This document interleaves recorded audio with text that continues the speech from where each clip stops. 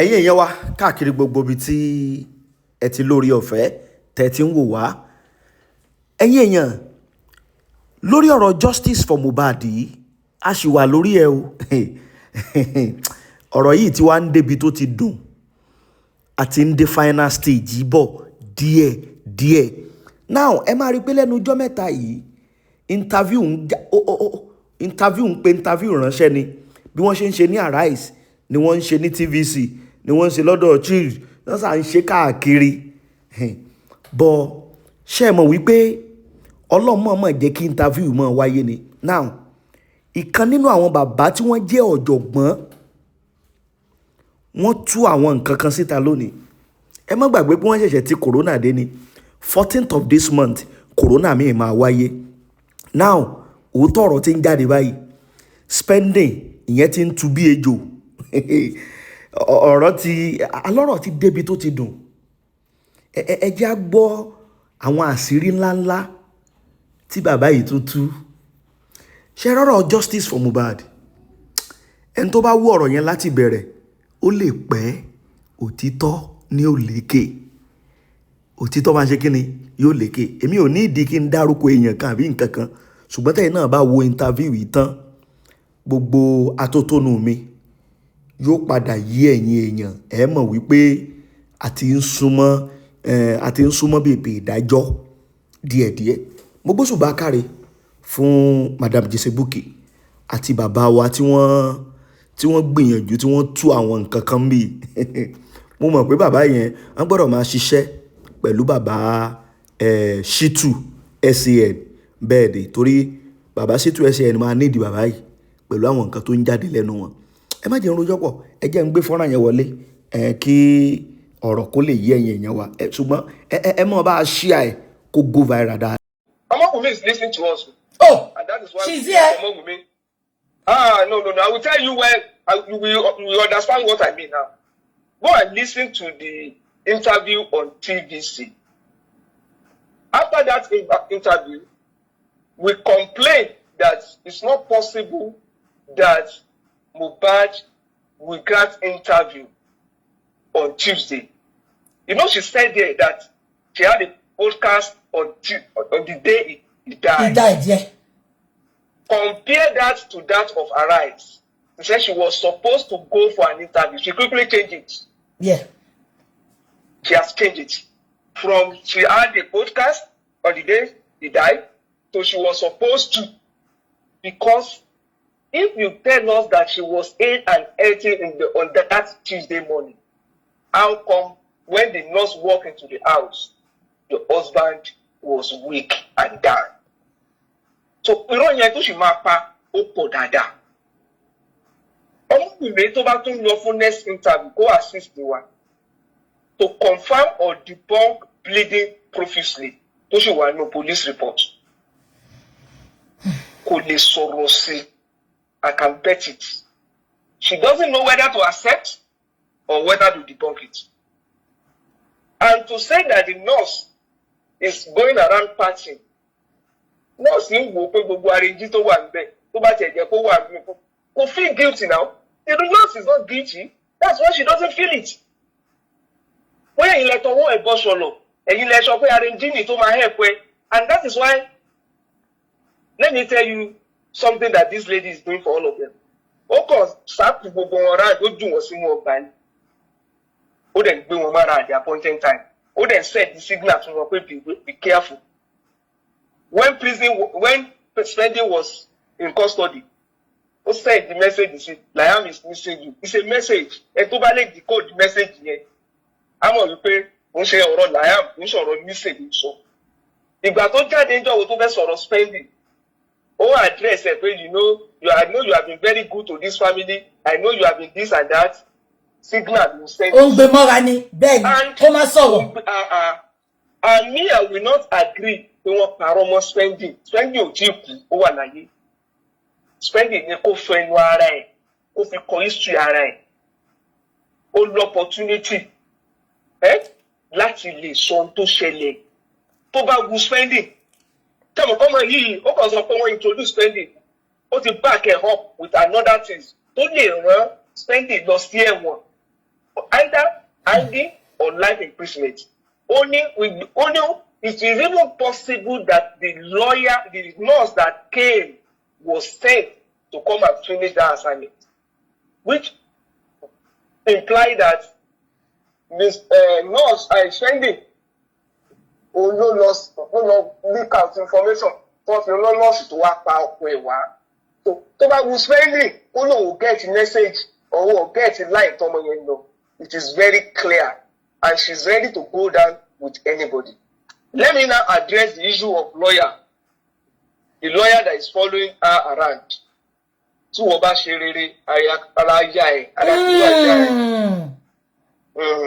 The lawyer, if you look at all the stories that you are hearing now, a lawyer needs to be around.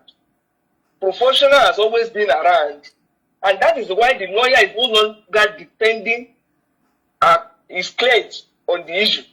But she has to go and defend Baba. That lawyer has to go and defend Baba on something else. The issue at Corona or any at this stage is not about royalty. Anybody that is bringing the issue of property into it is only diverting our attention. I have not seen even Baba, former lawyer, and this lawyer and their son Chitu addressing issues that are not related to what pipe Baba. At all. They are not talking about They are not even talking about anything about. They are not talking. They are not entertaining them. Even the former lawyer did not do that. So why is this lawyer always the one insulting? The man has turned himself to entertainment. The man has. Is that how to defend your lawyer? What has that got to do with the cause of it? Let me now tell you the strength which they rely on, and on that strength, just like the issue of negligence, they've also. Gbogbo ọ̀dájú ogun tó sọ pé òrì rí ọ̀nà àbáyọ iná Ọlọ́run máa jó wọn dànù. Olúwa rán mi sí gbogbo ẹ̀yin ènìyàn tẹ́ ń gbọ́ mi. Ó pẹ́ tí Ànà ti lọ sí Ṣírò ṣùgbọ́n lọ́jọ́ kan Adánà ló ogun wo lẹ́yìn náà là kọjá tó dàbí pé tí ń gbàdúrà tí ò sí ọ̀nà àbáyọ. Ṣé ní ìlú tẹ́ wà ní òkè òkun, ṣé ní Nàìjíríà ni, ṣé lórí iṣẹ́ ni, lórí ọmọ ni, ohun gbogbo lórí ìgbéyàwó ni, ohun gbogbo tẹ́ ń là kọjá tó dàbí ogun. Ẹ jẹ́ a jọ gbàdúrà, ẹ jẹ́ a jọ wá ojú Olúwa. Kò sí t'Ọlọ́run ò lè ṣe. Àbí tí yóò bá ti pàdé wòlíì tiẹ̀, òun ló máa dàbí pé kò sí ọ̀nà àbáyọ. Olúwa ló wá rán mi sí ọ wípé àkókò yín ti tó. Ẹ̀rọ ìbánisọ̀rọ̀ tẹ́ fi pè mí láti jọ gbàdúrà papọ̀ kájọ wá ojú Olúwa, kájọ mọ àṣírí ogun eléyìí tó ń jà yín. Òun náà ni +234 7024475427 lẹ́ẹ̀kan sí +234 7025475427. Bẹ́ẹ̀ ṣe ń pè mí fún àdúrà lórúkọ Jésù, ẹ̀yin náà máa rí ìyanu tí. Stop themselves. Somehow they may not know. When they gave them the medical report to take them to the hospital, what did they do? They ignore it and they return the corpse home. It is deliberate. It is deliberate. I will tell you that it is deliberate. If you reconcile the fact that immediately they got home, it was embalmed. If you reconcile it with the statement of Wunmi's lawyer, that Baba earlier burial of Mohbad prevent accurate autopsy, you will know the reason why they quickly embalm. The reason why they quickly embalm is because experts have been on ground. Lawyers, even some people who have experience in embalming and know the implication of embalming. So they advise them to quickly embalm. Embalm. You know the reason why they quickly embalm? Embalmment on the same day, though. Embalmment, contrary to the advice of the mob, that's because the Rest Medical Hospital told them what to do. Because it is after autopsy. Normally they do autopsy in hospital in Lagos. And it is after autopsy that they do embalming. So embalming should precede autopsy. If truly the same Darosha that suggested autopsy to Baba wanted autopsy, she shouldn't have done any embalming before autopsy. Go deeper. Go deeper, embalming should precede autopsy.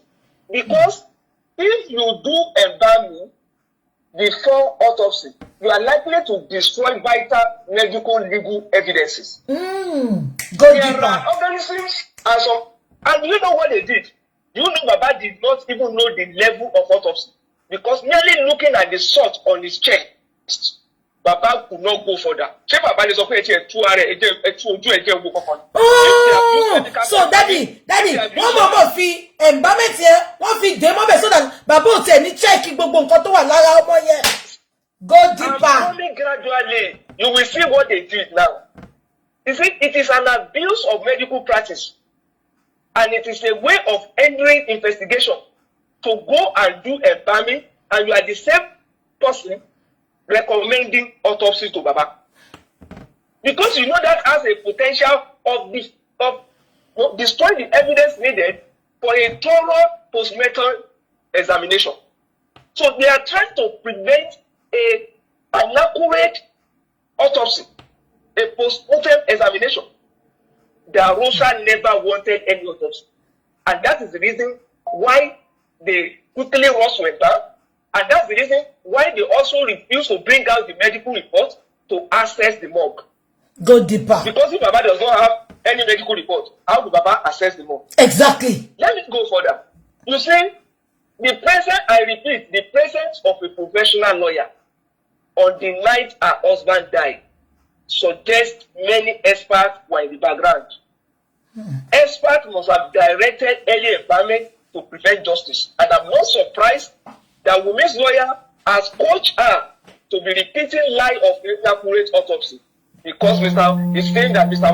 Anoba buried his son early. It is deliberate. That is the line they want to go. Okay, what is the logic of early burial caused by inaccurate autopsy? Why ignoring the damage of embalming by unlicensed darusa, even before the arrival of Baba? If you are saying it's the early burial that is giving you inadequate, if you see the way, if you see the expression on a lawyer's face, the day that the government inaccurate or inconclusive report was read, it's like they were in the celebration mood. They were happy. That's the day Wunmi should have. That's the day she should have cried in court.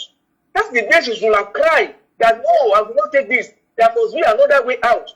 But rather, they quickly she was really happy. Yeah, they were celebrating. Report. So, if you are talking about anything that, which is not even correct, if you are talking about anything that compromise accurate autopsy, it is the embalming that Darusha did, not you preventing Baba from accessing the morgue, you refusing to give Baba a medical, a police report that made the man to now say, let's go out of frustration. Let's go and bury him. Let me go further. Wunmi's advice of taking the course to Ekiti for spiritual evocation is an invitation of Mr. Aloba to a puzzle game. Do you know it's a puzzle game? Baba did not understand that game at that time. What did the man do? The man that you advised to go to Ekiti, the man proceeded to police station. And from police station to mortuary. But could the man resolve the puzzle there? No. Because it was a puzzle. The man made attempt. They were the one who drove the man, who suggested a wrong police station that the man went to. And at that police station, they accepted the main statement. They were waiting for a report. Then somebody from somewhere walked out and said, don't give them report. You understand now? And directed them back to another police station.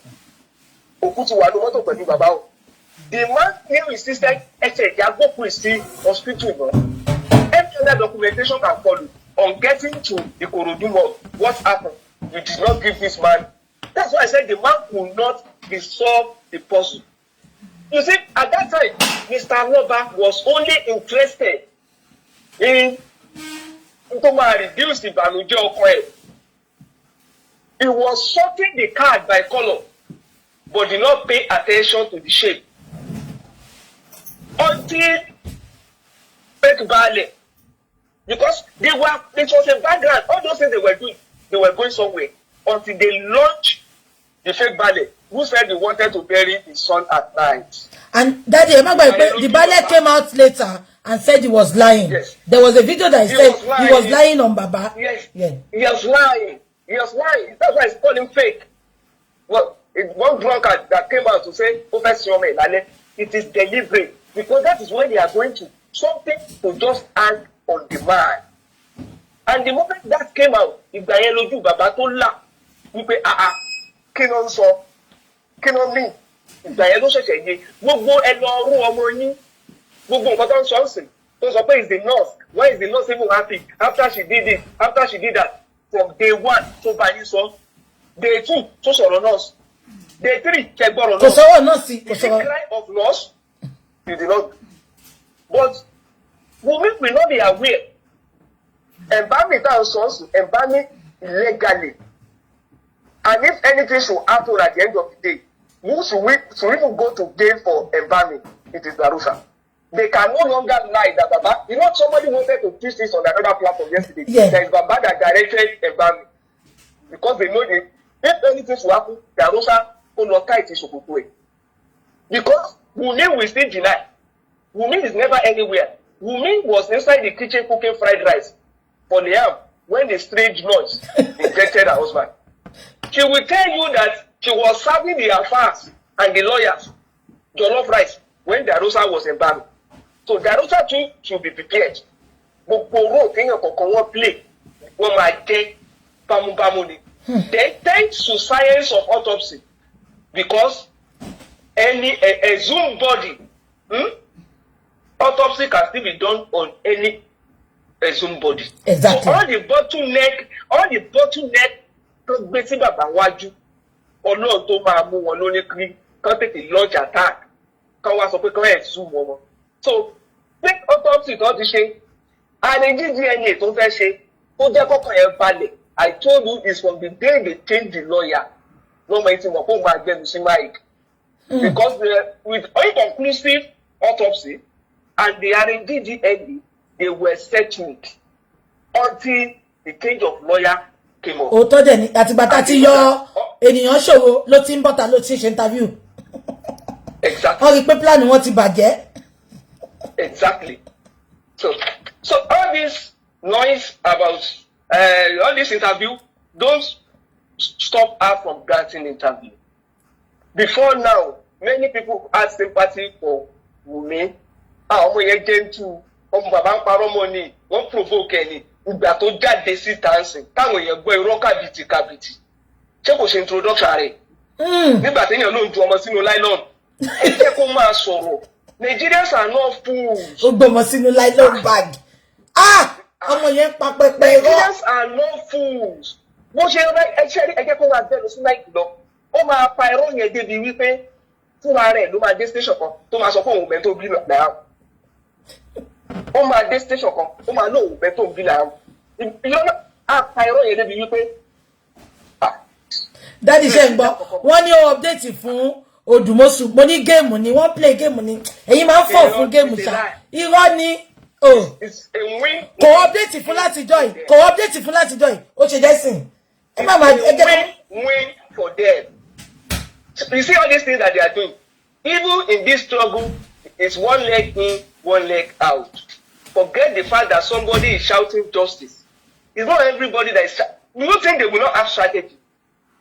Do you think somebody who has done what she has done will not be restless? They must have people around. They must go for your lawyers.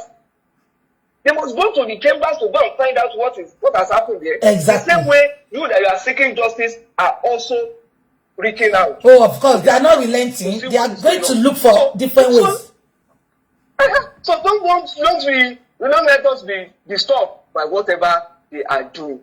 And I want to appeal to all of us. Please, we have more than enough material. Wunmi interview should not even move anybody. At all. I can bet you that the least speaker on this justice, on this course, can counter anything from Wunmi. Because from day one, the same thing, we Lanso. have been speaking Ben. facts and we have been consistent. Bàbá gan ò dẹ̀ yàtọ̀ rí. Bàbá yóò change ọ̀rọ̀ rí. Yes, now. That's 2 years. We talk about profusely. He cannot address it. We talk about medical report. Kí ló dé tí medical report yẹn? Station tó ń lọ tí ò lè slap wa with that medical report. Exactly. Tó bá gbé a different report jáde, hospital máa deny it. Hospital has two way. tó bá gbé original report jáde hospital máa sọ gbogbo wa la máa mọ̀ wípé from day one fake ni wọ́n ti kọ ọ̀rọ̀ nọ́ọ̀sì síbí kí ló dé tó wá lọ ń tweet wípé Naira Marley ló pa gbogbo wa máa rí pé from day one she knew something happened in the house but she was never ready to tell us. Talk. She was never ready to tell us. You see, let me now tell you another thing that happened. Wunmi has never come out to attack profuse bleeding. When police, immediately the DPP went to court and claimed that it's only 2 people that will be arraigned. The first interview that Wunmi granted, you know that she knew something was cooking at DPP. Yeah. Go and listen to the name of Jude. They separated bullying from what time over. Yeah. She said it. As if when DPP must only okay, let's leave the death. What of the bullying? If they are not talking about something, what of the bullying? She quickly separated it. If you look at subsequent interviews, you will see that Wunmi is moving away from Naira Marley and is now ready to face the nurse and any of those 15 people in the house that are ready. She's ready to face all of them. And for them to just let us know what happened when they arrive home. I can go on and on because there's another lie that she told that when they got to the house that day, she said they went upstairs. They said all of them went upstairs. They were distant upstairs. She decided to walk into her room. She's trying to prevent, to avoid the fight also at home. Yeah. That everybody just went upstairs. Daddy me ti debe yen ni. Ayi mama gbole lola. Gbogbo e la ma analyze fún. Ó fẹ́ avoid ibi pé wọ́n jà. Ṣé mo ti daddy, ó no padà wá bẹ̀ òun láàárọ̀ ọjọ́ kejì. Yeah. Ó ti ẹ ma daddy, ó máa pọ́nra èlé. Ipò máa ti pàtàkì ara yẹn ló máa bí mi. And she came to apologize. And they always have nice relationship. But all the evidences out there shows that the relationship was toxic. But we will never speak to toxic relationship. We will never speak to bleeding profusely. Daddy, don't forget, even Mohbad confirmed it. I will play the voice note tomorrow. Yeah. She said the Papa Lolo will not die, but the woman like Ashana, that is the woman God will provide for Papa Lolo. The way Ashana treated Mohbad, that is the way Papa Lolo's wife will treat him. So, the only thing that is left for spending now is not for spending to come and say the public should help him. The public are always here. The public are not going anywhere. My sister, am I still on? Yeah, you are still on, sir. You are still on, sir. The public are not going anywhere. And it is not money that will save spending. It is spending telling the whole world is truth. Spending does not, all this, you must have done something in the past to get courage in the last few days.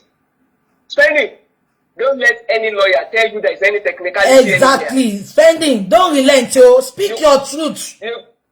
When you get, in fact, if they want to block you, you can go and arrange another lawyer. Depose to an affidavit, let it be submitted in that court that you are ready to add to your testimony in the exactly. inquest. You are ready to add to your testimony in Corona inquest. Because daddy everybody toti riba confirm me. Spending that gave you number, that gave Baby number and left. You didn't mention the people that were there when everything happened. You are calling spending. DJ Bami Yenko, Adura Nko. Why are you not mentioning those people's names? They were present for money tonight. She will mention them. You just can't know Awon Eeyan tó bá ṣe mistake. Tó bá ti fẹ́ tú àṣírí ẹ̀. Let me tell you, the reason why I still want to condemn spending this, gbogbo information tá a ní about fighting or whatever today, is spending that gave us. Spending told us, yeah. It's spending, no. But at the time spending was speaking, and at the time that they reach out to spending, that's why I said the first message to spending, Naam is missing you. Is spending did not understand. Couldn't decode. The train has left.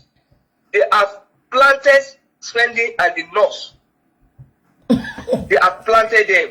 And it is now that only spending session pay or stop standing the car introduce or to funny another dimension. Only spending or possible spending no direct nurse that's what finish your call. It's not talking about negligence again. He said it's possible. It's in the interview. I've not listened to that. Daddy, I'm doing that. I'm about to your name. Toba will spending. People will be saying it everywhere. Spending what? Not that and if you call. When you get to court, do you now need money from me before you can go and say something that will save your life? You don't. Nobody is contributing anything for you. Say what you know.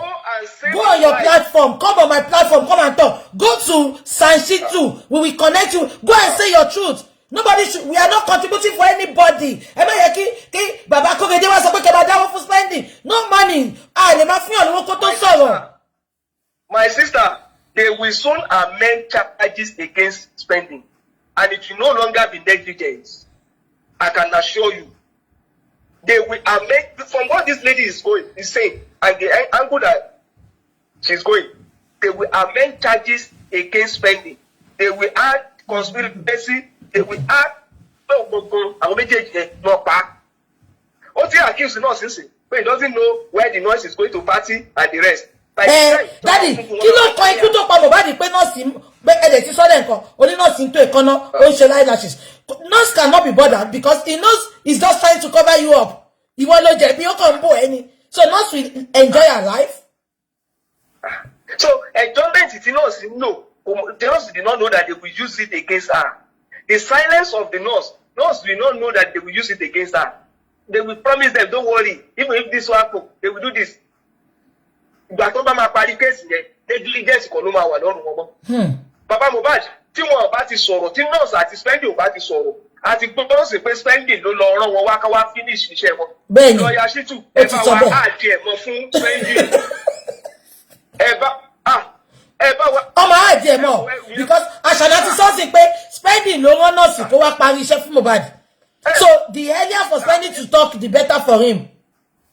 Then the other nurse that they called after, you know, I was telling you that the embalming was done by professional. She said they had to call another nurse.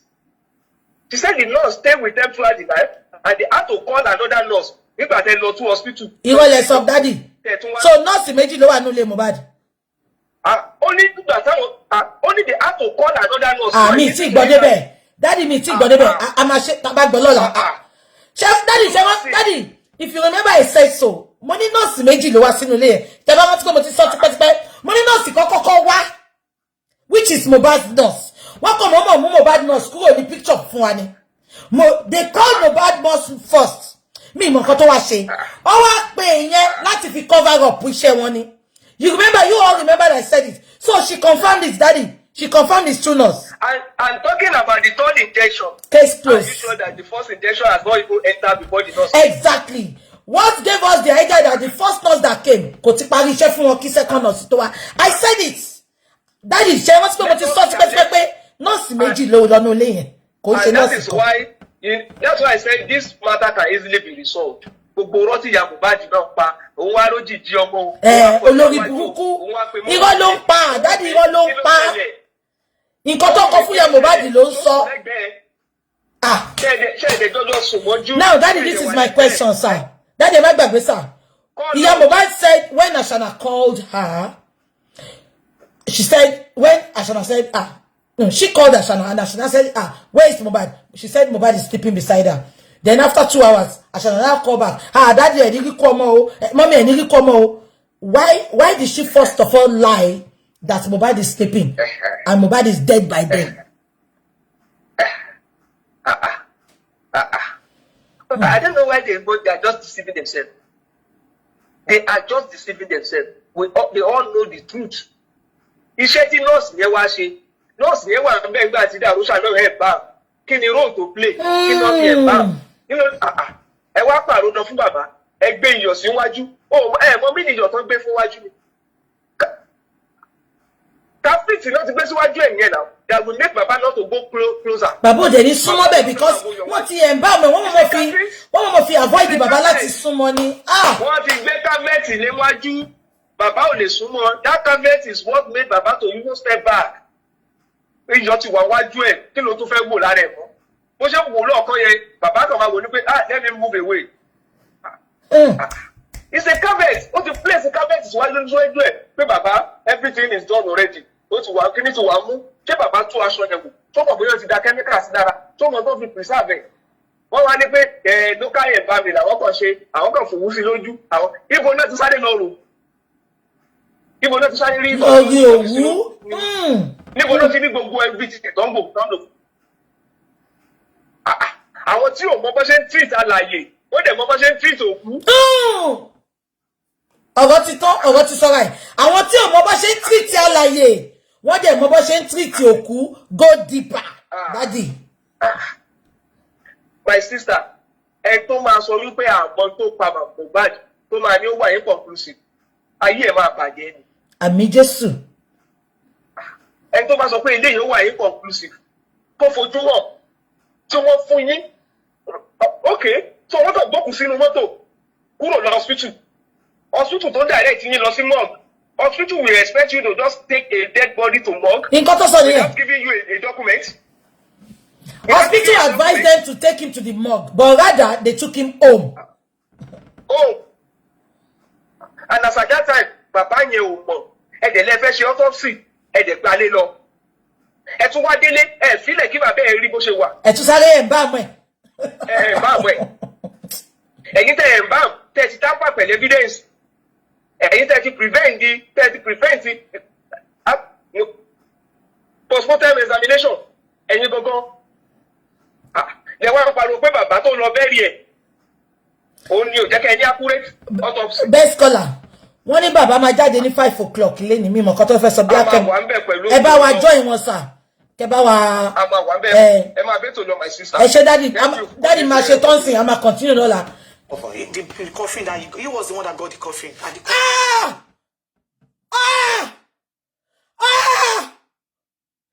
ẹ̀yin abiyamọ ẹ gbà mí ẹ jẹ́ kọ́pì ya Mohbad ẹ bá mi wá Naira Marley.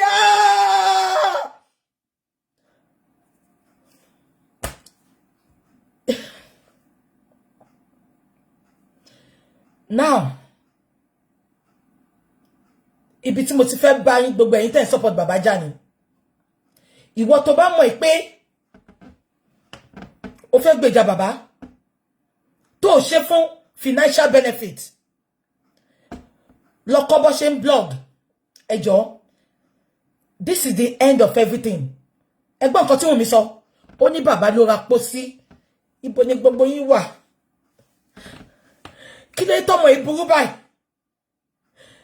Ẹ̀yin abiyamọ ìdìde. Kí ló dé tọ́mọ ìburú báyìí? Ó ní bàbá ló ra pósí ẹgbà mi. Dàgóṣà sọ pé òun ló ra pósí Dàgóṣà ti put update. Gbogbo yín dẹ̀ dákẹ́. Ẹ ń dúró de analysis. Gbogbo yín ti gbọ́ ṣòye mi ò tí gbọ́. Ẹgbọ́n tó mọ̀ sọ pé bàbá ló ra pósí ẹ̀ẹ́dẹ̀ lè lọ mú bí tí Dàwọ́ṣà ti sọ pé òun lòun ra pósí kẹgbẹ́sẹ̀ gbẹ interview tọmọ ìṣe. Ẹgbọ́n nǹkan tọmọ ìsọ Wunmi said Baba bought the coffin.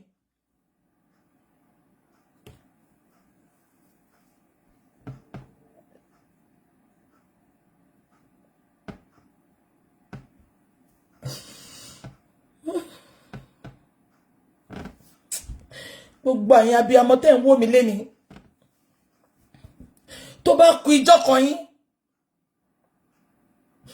kò tí ń ṣàbíamọ nìkan àti wo obìnrin tó fẹ́ lọ sílé ọkọ àti wo ọkùnrin tó fẹ́ ìfẹ́yàwó àti gbogbo àwọn ọmọ wa tó bá kú ìjọ kan tó máa fi ọ̀tá wọn níyàwó ọ̀rọ̀ á pín wọn níyà. Mohbad ò ń sùn. Mohbad ò ń sùn. Irọ́ tó wà obvious sí gbogbo èèyàn. Ẹ lè mọ̀ nǹkan tí irọ́ tó mọ̀ ẹ máa ti pamọ́ gbogbo èèyàn. Irọ́ tó wà obvious. Dàgóṣà updated 2 days after Mohbad died. Darosha claimed he bought the coffin. Ẹgbọ́n nǹkan tí Wunmi sọ pé bàbá Mohbad ló ra opó sí. Ṣàbíamọ ra opó sí ọmọ ẹni. Baba Mohbad said, and I quote, Auntie mi tẹ́ bá wò mí, ẹ bá mi send interview Baba Mohbad. Ma play. I will continue kini lola. Auntie mi ẹ bá mi send interview Baba Mohbad. Baba Mohbad said, Darosha called him when he was dead that Davido's PA want to talk with him. No, that Davido's PA said they should give Baba Mohbad 2 million. Baba Mohbad said 2 million for what? And you lórí burúkú tẹ́ sọ pé bàbá yìí ó lè ní. Tí bàbá yìí bá jólè, ó jẹ́ kó gba 2 million yẹn ni. Baba said, I don't want any 2 million. Give it to Darosha. Baba said, what is the 2 million for? Mohbad, Davido's PA said, is to bury Mohbad. Baba said, I don't want any money. Give the 2 million to Darosha. And Darosha said, I was giving the 2 million. I bought the coffin. Darosha said it. We have the narrative. Darosha bought the coffin. So why will Wunmi go to a public television station and lie that Baba Mohbad bought the coffin? So if Wunmi can lie this lie publicly, can you imagine a lot of lie she had lied behind the camera? And don't forget, the lady said, even they bought a small coffin. Ashana said, yes, he broke his neck. Is it Baba that bought the coffin? Baba was not even there when Mohbad was put in the coffin, when he was buried. Baba did not see the coffin because I told you, it is a taboo. Baba went to sit in one corner. Now, Ashana is claiming that Baba Mohbad bought small coffin just to rush to bury Mohbad. Ashana, láì ṣe pé ìpè ti mọ́ ẹ. Gbogbo àwọn aláàánú ikú máa pa wọ́n ni. Gbogbo ẹni tó ní kó bá jolo àwọn wẹ̀ yẹn, ikú máa pa wọ́n ni. Gbogbo nǹkan tó ṣẹlẹ̀ sí Mohbad, gbogbo nǹkan tó fojú ẹ̀ rí nígbà tó kú àti kó tó kú, gbogbo ẹ̀ lójú gbogbo wọn máa rí lórúkọ Jésù. Àfi tí ò bá sọ lọ́hùn. Ẹ jẹ́ ká máa gbọ́ lọ. You know, my husband was 6, I think 6'1", but the coffin was very, very small that he had to break his head. Oh my God. You see? The coffin was very, very small that Baba had to break his neck. Baba? Remember I told you all. Darosha went to buy that coffin that night. We now asked Darosha that, where did he get the coffin? Darosha said he paid the morgue attendant to sell them a coffin that they have to bury Mohbad that night.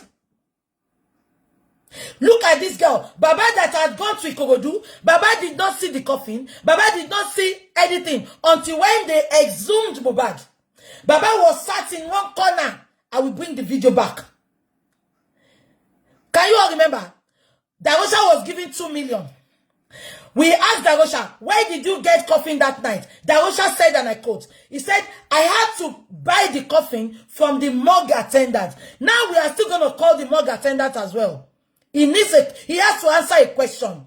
How do we know the morgue attendant sold that coffin?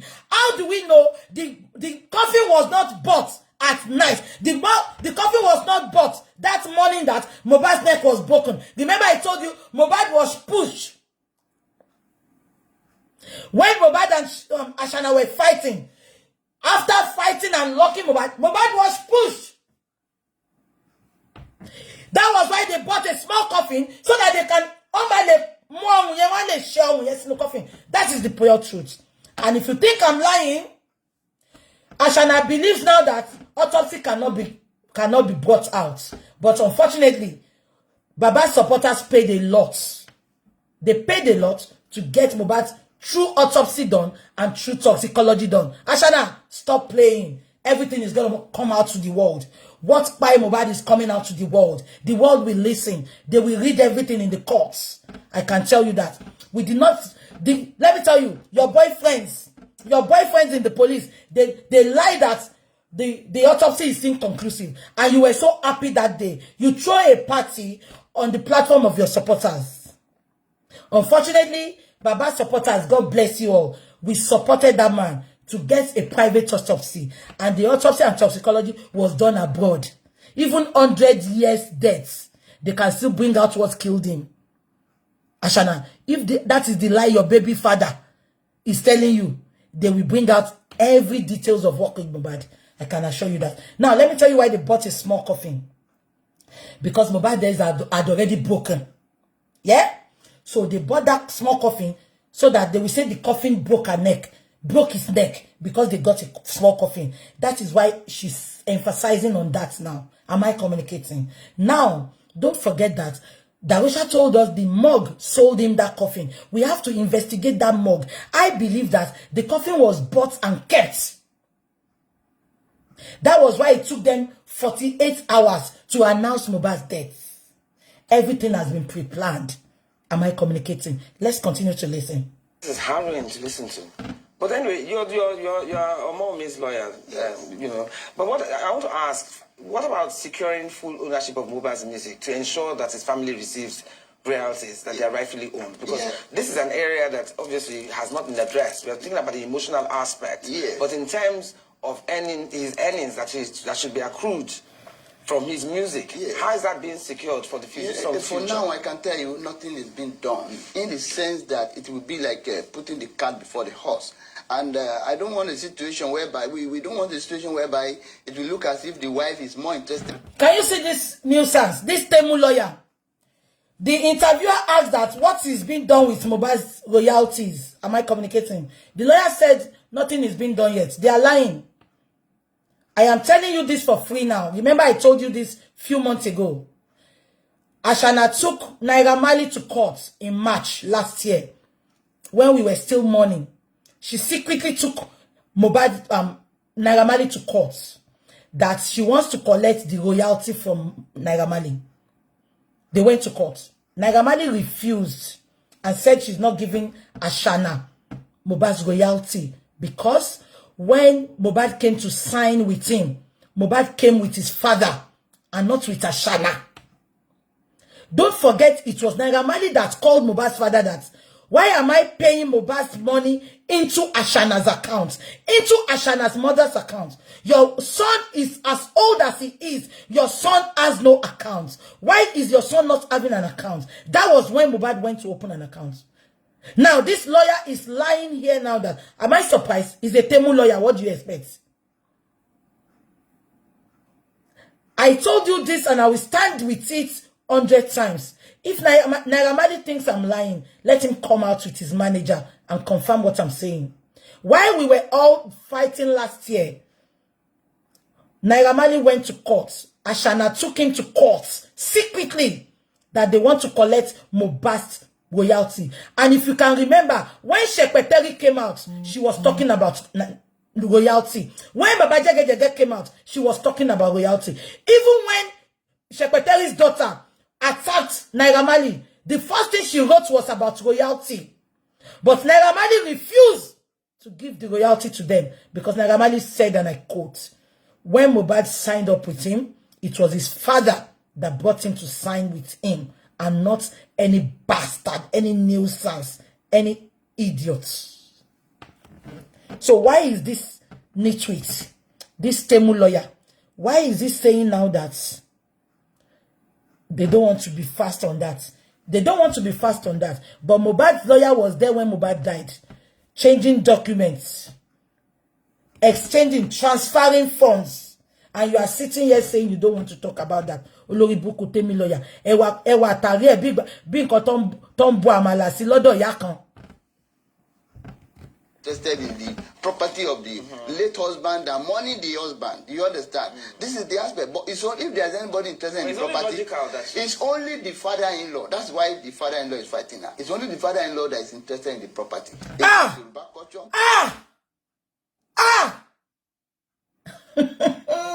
What? In Mohbad's words,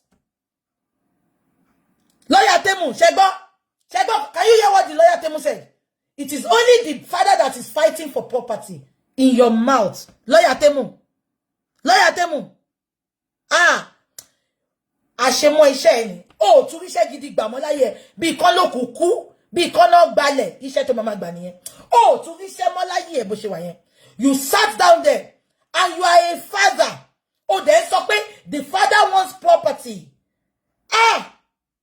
Ayé mà níkà o. Ṣé ẹ jẹ́ kí bàbá sue lawyer ìgan ni?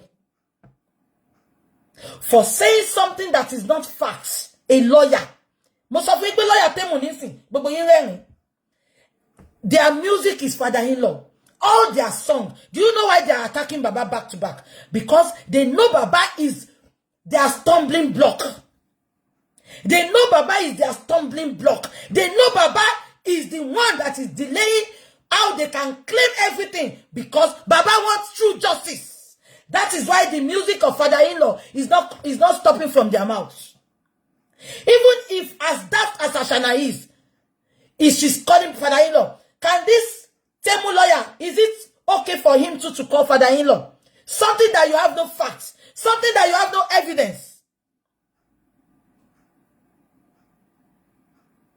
They want to shut Baba up. Let me tell you, that man is not ready to keep quiet. Even if you like, I love your best Baba alone. He wants justice, and that is it. And he wouldn't have asked for that justice. It was Ashana that made him suspect there is more to what killed Mohbad. Let's continue. Custom and tradition against Ekiti culture and discipline. You know how a father will become a celebrity because of his father. He has gone. Can you imagine how a father will become a celebrity? I told you this lawyer is a Temu lawyer, like lawyer Odumosu. They are both on Temu. They met on Temu. You can imagine how can a lawyer say Baba Mohbad became a celebrity? Don't forget that Baba Mohbad was not a celebrity before Mohbad died. Mohbad did not want Baba to be known with him. It is only Mohbad's close family that knows Baba is Baba Mohbad. And this man did not fight to be a celebrity. Definitely, Baba is part of Mohbad's life. So, when they are investigating, we knew Baba. Definitely, this is social media. Anything you post there, people will know you from there. Look at that nitwit. That's Ashana second. First class Ashana. That is crying that Burna Boy did not buy her Lamborghini. Nobody knew her. I don't know her. Many people don't know her. But immediately, her voice note was out. She became a celebrity. Am I communicating? Anything that is trending, the person, either good or bad, they become a celebrity. So, why is the Temu lawyer, why is he crying that Baba is a celebrity? Are they jealous that Baba is being celebrated? Baba is being appreciated. Baba is being celebrated and appreciated because he has been consistent with his words. Look at this Temu lawyer.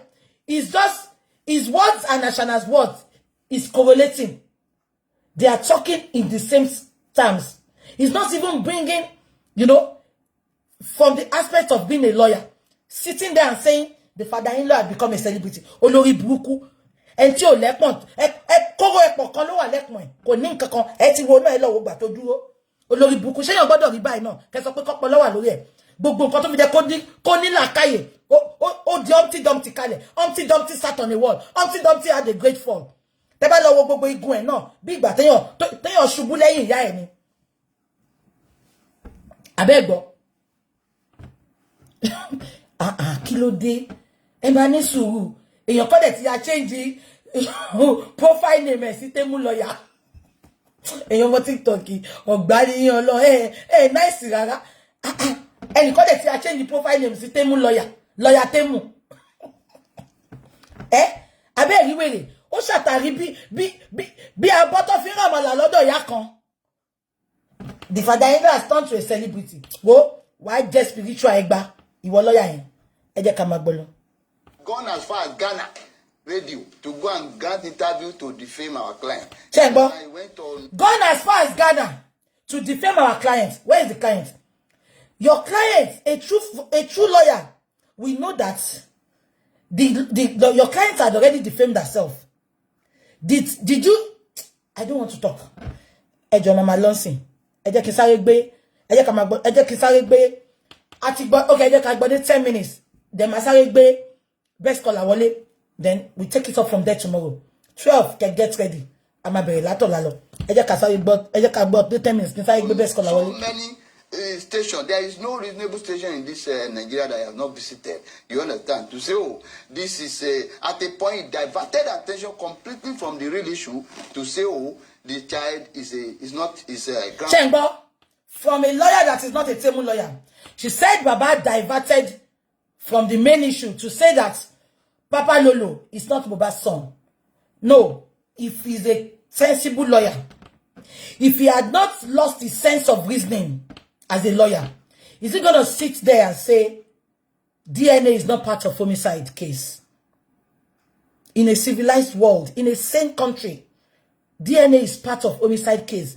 And look at this Temu lawyer coming out from his Iru mouth, his locust beans mouth, saying that Baba distracted them. Because Baba might be a carpenter, but he's very sensible. The DNA is their problem. Why is DNA their problem? They should be proud to have the DNA done. Do you know why? Because why is DNA diverting their attention? DNA is part of investigation. DNA is part of homicide case. So why is DNA now being a distraction? And you are telling me this is a lawyer. Eleyi oko parun lo ma ti asana lo. Eleyi o le ko le ro mu bo te ba ngbo mo ro mu bo en to nje be ni Temu lawyer aka mo ro mu bo. Orúkọ te baba mi fún niyen. Alohun atodumosu Temu lo ti pàdé. Good morning, Mommy Rich Grace. Good morning, ma. Good morning, CPJ. Yeah. Welcome, ma'am. To the glory of God, the Corona Inquest Court is back. I hope I'm audible, please. You are very audible, man. I like your voice. You are, everything about you is just posh. Thank you so much. So, we are back at the Corona Inquest to the glory of God. On the 28th February, we were there. It was usually before the stay of proceeding, which happened on the 30th of September 2024. The stay of proceeding, we all know about that, which was directly against the magistrate T.A. Shotobi. But she's back, and she's still the same person in charge of that Corona court. So, precisely 10 minutes after 12, we started the Corona. I take the time again, it is precisely 10 minutes after 12. And Dr. Wahab Shitu, SAN, started speaking. He introduced the other barristers with him. And other people that were also in the court, they made their appearances as well. So we had the counsel for spending Ayobami Sodiq, and we have also the counsel for the nurse. This time around, he is male, because before the stay of proceeding, a lady came as a barrister, but now we have A.O. Bello for Feishayo Budengbe as the counsel. And so the magistrate said we should start the business of the day.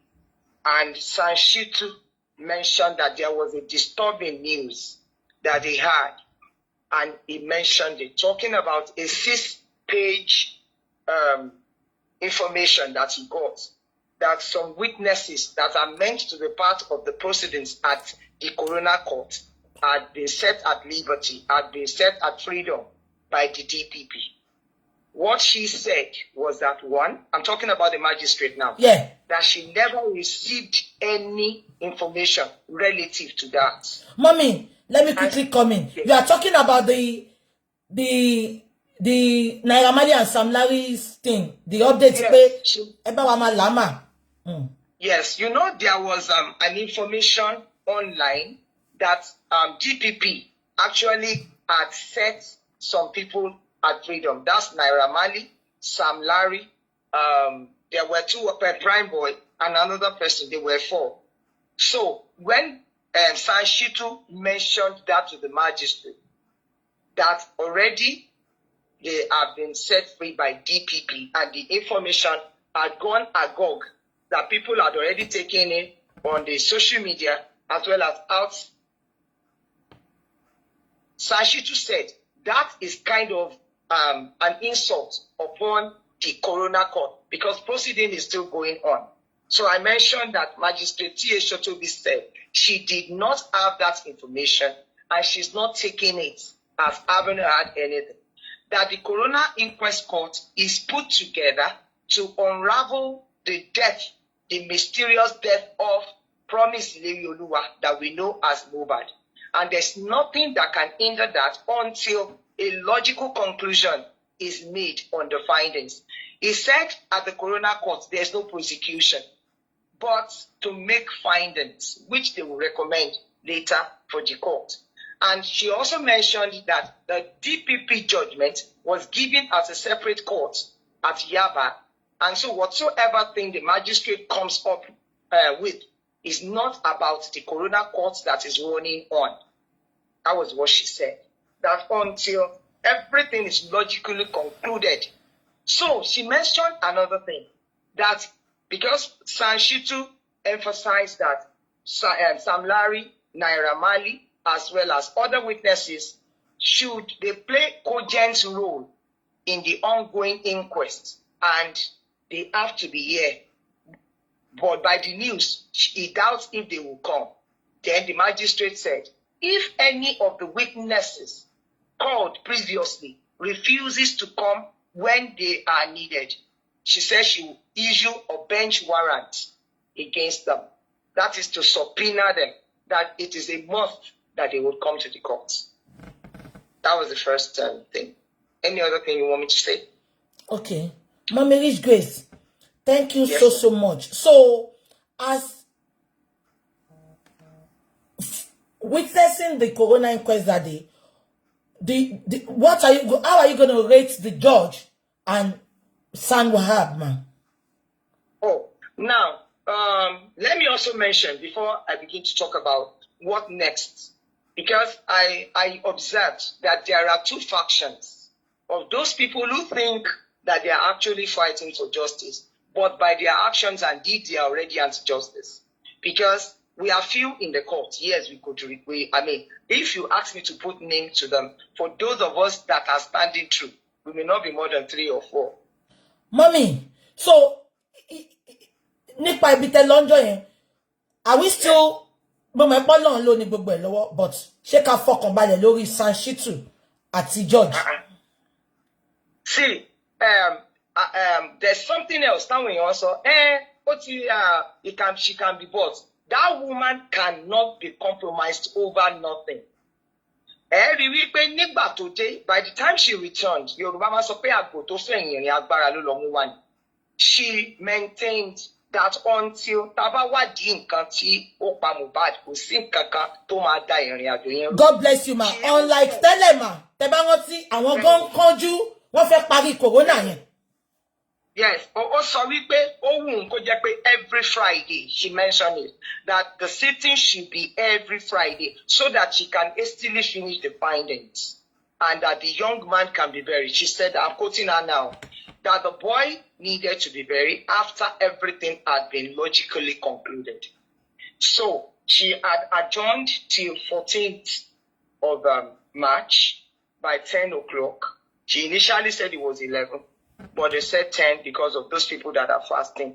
But for me, what I see, and all glory to God, is a God that is working through people that he has assigned on this matter, that no matter what the pressure, they are going to deliver. I'm talking about T.A. Shotodi, and of course, I'm talking about Dr. Wahab Shitu on this matter, not minding all jesters and whatsoever they may call themselves. Mommy, fún àǹfààní àwọn olùlẹ̀ nation, wọ́n ní kẹsàn Yorùbá mà, ẹ bá wa sọ gbogbo nǹkan tẹ́sọ yẹn Yorùbá, ẹ má bínú mommy. Demo yìí ní question, personal question, kan tí mo fẹ́ bi lójú gbogbo ayé. Àwọn olùlẹ̀ nation àti illiterate platform, wọ́n understand Yorùbá tẹ́sọ yẹn. Ẹ bá wa sáré sọ ní Yorùbá, kí ló ṣẹlẹ̀ ní inquest ńjọ́ yẹn mà? Ní tó wá ṣẹlẹ̀ báyìí lákòójọpọ̀ ẹ̀ ni wípé Corona ẹni tó ń ṣe tó jókòó lórí àlééfà bẹ́ẹ̀ tá à ń pè ní magistrate. In tó sọ ni wípé ìwádìí tó dán mọ́rán la ṣe àgbékalẹ̀ Corona inquest fún. Ẹgbà tó ń bá dé parí ẹ̀ ni wọ́n máa lè sọ wípé wọ́n gbé ìgbésẹ̀. DPP àwọn náà wà bẹ́ẹ̀ jọ náà, arábìnrin O.O. Ọ̀ṣínbàjò ló ṣe ojú fún DPP. Kò sì sí ohun tó sọ ju wípé lẹ́yìn tí adájọ́ tó ti sọ̀rọ̀, a gbọ́ Olúwa mi ni wípé a ó tún pàdé nígbà tí wọ́n bá sún ìgbẹ́jọ́ sí. Ẹni tó wà nílé gẹ́gẹ́ bí ohun tó ti ẹ̀fẹ́ ń jọ yẹn tí ò bá jẹ́ torí àkókò nọ́ọ̀sì. Má bẹ́ẹ̀ bá wa sọ̀rọ̀ lórí nurse because àwọn èèyàn ń béèrè nípa nurse.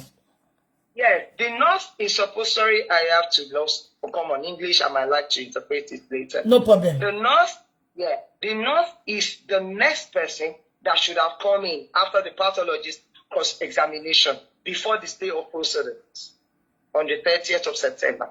Because when Sanshitu had cross-examined the pathologist, the person that should come next would have been the nurse. But she wasn't at the court on that day. So the magistrate had to refer to that when the counsel to her was talking that she couldn't come because she needed police protection. And the magistrate said she made adequate provision for that before the stay of proceeding. But the nurse was not around herself on that day. That she had made two police available, one in uniform, one without uniform, just so to protect her.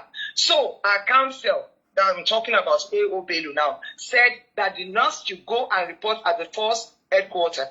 I think he felt he could manipulate us to go. You go whining. The magistrate said no, the nurse goes nowhere. That the moment the nurse is at the court premise, that she should be handed over to her, and she would make sure that adequate protection is made available. So she will be at the coroner court on the 14th. Otherwise, she will be subpoenaed. Mọ́mí ẹjọ́ fún àǹfààní àwọn olùlẹ̀ nation àti illiterate platform ẹ bá wa sọ ọkọ tẹ́sọ yẹn ní Yorùbá. Ipe ìgbà tí agbẹjọ́rò Fèyíṣará tó wá torí nǹkan tẹ́mi sọ ni wípé ní kó tó di pé wọ́n dá wa lọ́wọ́ kọ́ ní 30 ọjọ́ oṣù kẹsàn-án ọdún 2024 nígbà tí wọ́n fi ọ̀rọ̀ wá pathologist lẹ́nu wò tán Sanshitu ẹni tó yẹ kó tẹ̀lé kó tó fi ọ̀rọ̀ wá lẹ́nu wò ní Fèyíṣará Ògèdèngbé ẹni tí ń ṣe nọ́ọ̀sì tí wọ́n ní wọ́n pè wá ṣùgbọ́n kò wá ní ọjọ́ náà. Arábìnrin tó jẹ́ agbẹjọ́rò fún ó sọ wípé kò sí láyìíká. Ẹni tó wá báyìí torúkọ rẹ̀ ń jẹ́ A.O. Bello òun náà sọ wípé nọ́ọ̀sì ò sí láyìíká nítorí ẹ̀rù ń bà á ó ń fẹ́ ìdáàbòbò àwọn ọlọ́pàá. Májísírèètì wa sọ wípé kó tó di pé wọ́n dá wa lọ́wọ́ kọ́ ní ọdún tó lọ òun ṣe ìpèsè àwọn agbófinró tó jẹ́ wípé wọ́n á mójútó àlàáfíà ẹ̀ téwu kankan ò ní bá kó ṣáà ti wá sọ tẹnu ẹ̀ nípa ọ̀rọ̀ náà bó ṣe jẹ́. Wọ́n ní àwọn ò rí ń gbà yẹn ni ẹni tí ó wá jẹ́ agbẹjọ́rò fún ní ìyí tá a ṣe kọjá yìí ní ọjọ́ 28 ó sọ wípé kó kọ́kọ́ lọ sọ́dọ̀ àwọn ọlọ́pàá náà kó lọ sọ fún wọn pé kán dáàbò bò òun. Mo rò pé òun gbégbèsè yẹn kán tún lè lọ fi ọtí wáìnì tàn wọ́n jẹ bọ́n ṣe ń tàn wọ́n jẹ. Agbẹjọ́rò wa lòun ò gbà wípé kò gbọdọ̀ lọ síbi kankan pé tí wọ́n bá ti mú dé agbègbè nínú kóòtù wípé kó wá fà á lé òun lọ́wọ́ òun á rí wípé nígbà tó bá jẹ́rìí tó yẹ kó jẹ́rìí tán òun á rí pé àlàáfíà ẹ̀ gan dájú kò ní ṣe ewu kankan tó máa wípé tí kò bá wá ní ọjọ́ 14 ní oṣù kẹta tá wà nínú ẹ̀ wípé àwọn máa gbé ìgbésẹ̀ tó tọ́ ó yẹ ká mọ̀ dájúdájú pé ó ń bọ̀ ní ọjọ́ 14 yìí. Ẹ ṣé mọ́mí, God bless you. Àràbà TV, ojú wa tó lé, ojú wa tó kó.